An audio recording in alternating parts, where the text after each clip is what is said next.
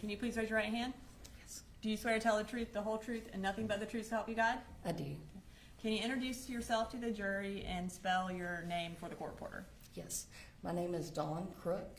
My first name is spelled D-A-W-N. The last name is C-R-O-O-K. And what do you do, Ms. Crook? I'm a therapist in the mental health field.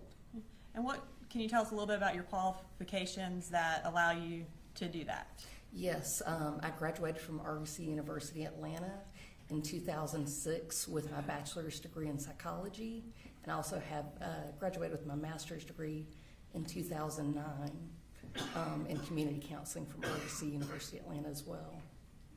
And do you have your own practice? Yes, I do. And what is it called? Enlightenment counseling. How long have you had your own practice? It's been a little over 2 years now.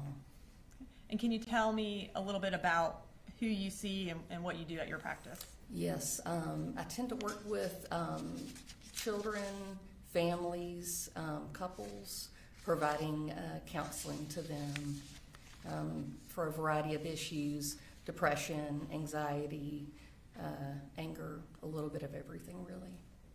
And where are you located? My office is in Winder, Georgia. Okay. How would someone find you if they wanted to get counseling in the Bexar County area? So I have a website for my practice, and then I have a Psychology Today profile as well. I'm going to show you what's been marked as Exhibit 140.1 and 140.2. Okay. Do you recognize those? Yes, I do. And what do you recognize those as? That is my business website and the means in which to reach out for services. Okay, Your Honor, this time I'd like to introduce into evidence Exhibit 140.1 and 140.2. I don't have any problem with that.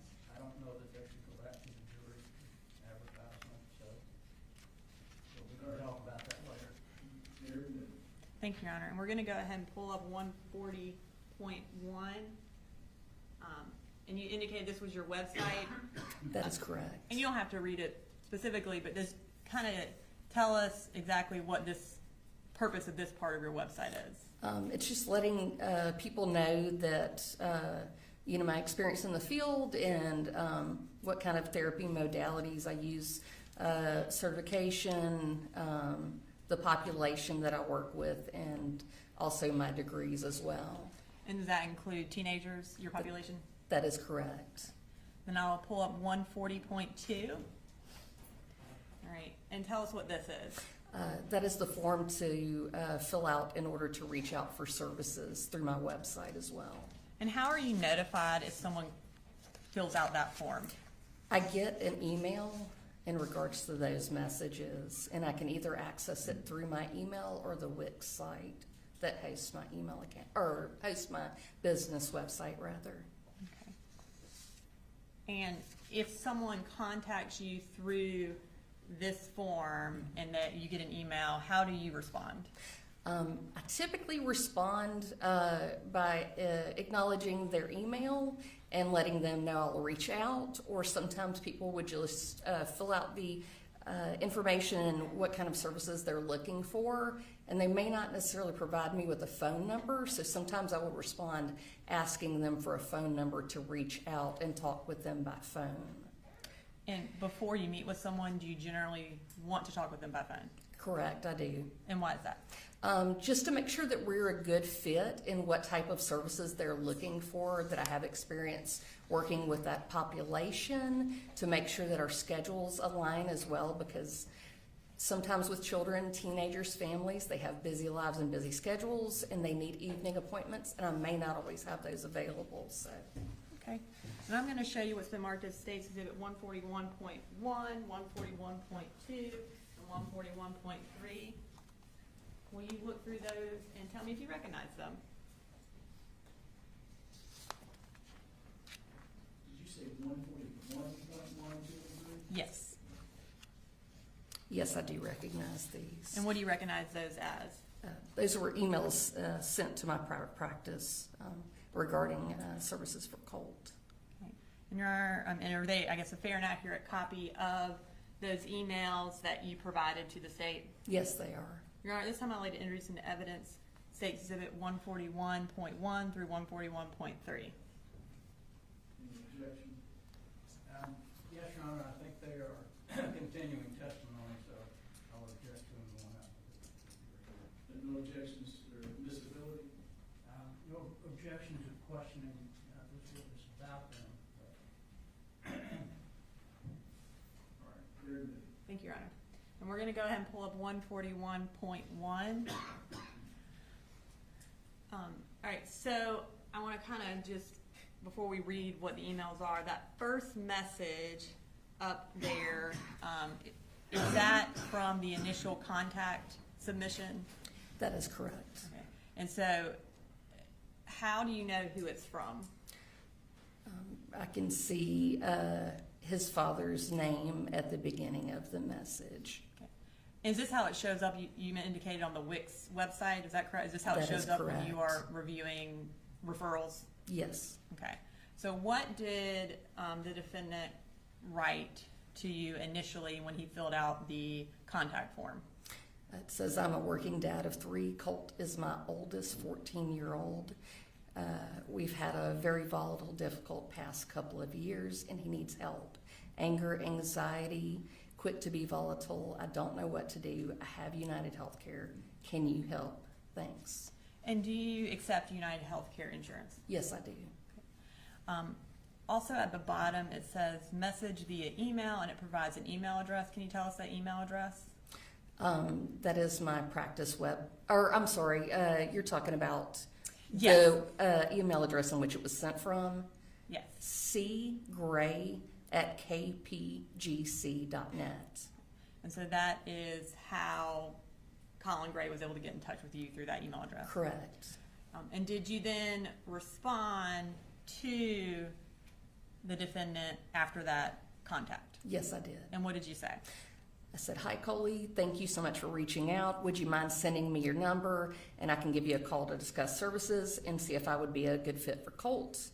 I've definitely worked with teenagers before that have gone through the things that he's experiencing. If this sounds good, I can go ahead and send up paperwork and get services started for him. And you indicated sometimes people don't initially send you a phone number. Was that true in this case? Correct, it was. Okay. And then we'll go to 141.2. Okay, and did he respond to your initial email about, hey, send me a number? Yes. And what did he say? He said, oh, wow, thank you so much. Yes, please send me the paperwork. I build commercial buildings for a living, so it's loud on these job sites, but my number is 706-410-8447. If I miss it, please leave a message and I will call ASAP. I can't thank you enough and pray this is what he needs. And did you respond to that email where he gave you his phone number? I did not, but I did call him. Okay. And did you make that call at approximately 4:30 on August 16th? Don't remember the exact time, but that I'm guessing is accurate. Okay. And that would have been, you would have called the same day that he contacted you, correct? I did. Okay. Your Honor, we have State's Exhibit 150, which is a voicemail that Ms. Crook left for the defendant. Have you had an opportunity to review that voicemail? Yes. And when you indicated that you called him, did he answer the phone? No, he did not. And you left him a voicemail? I did. Was that voicemail a fair and accurate recording of the voicemail that you left for the defendant on August 16th? That is correct. We'd like to introduce it in evidence, Your Honor. All right, and you say that's August 16th? Yes. Any objection to 150? No, Your Honor. 150 is admitted. Thank you. And that would have been August 16th of 2024, just for the record. All right, so at this time, we're going to play that voicemail.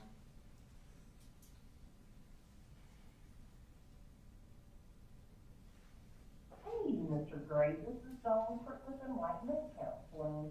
I was just giving you a call to touch base about services for Colt. You can give me a call when you get back. My number is 389-992-5800. 0448. If for some reason we don't get to touch base today, maybe we can talk on Monday if that works better. I do appreciate it and look forward to talking to you soon. Thank you so much. Did he ever call you back after you left that voicemail? No, he did not. Did he respond by email after you left that voicemail? I don't believe so. Okay. And did you, again, follow up with another phone call to him? I did. Okay. And was that phone call on August 21st? That is correct. And again, I think the call, does it sound around 4:30 sound about right? That is probably accurate. When you called him again, I guess 5 days later on August 21st, did he answer that day? No, he did not. Did you leave him another voicemail? Yes, I did. Okay. Have you had an opportunity to review that voicemail as well? Yes, I have. And was it a fair and accurate recording of the voicemail that you left for Colin Gray on August 21st of 2024? Yes, it is. And Your Honor, this time I'd like to introduce into evidence State Exhibit 151, which is a second email that Don Crook left for the defendant on August 21st of 2024. Voicemail. Sorry, voicemail. Did I say email? I apologize. Voicemail. Any objection? No, Your Honor. All right, 151 submitted. Oh, I'm sorry. It was 143. I apologize. All right. Stage 143. Hey, Mr. Gray, this is Dawn Crook with Enlightenment Counseling. You left a message last week in regards to services for Colt, and I was just trying to give you a call and touch base with you real quick.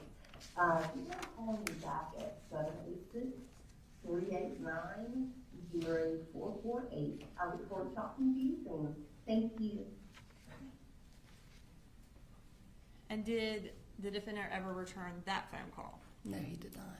Okay. Did you also send him another email after that voicemail? Yes, I did. Okay, and we're going to go back to State Exhibit 141 and pull up 141.3. Okay.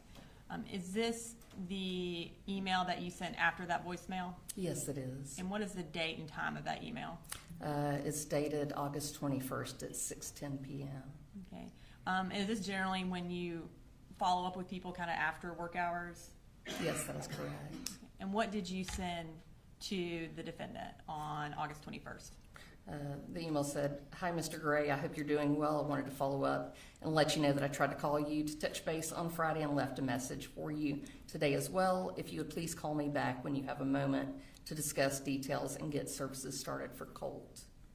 Okay. And did you leave your phone number again? Yes, I did.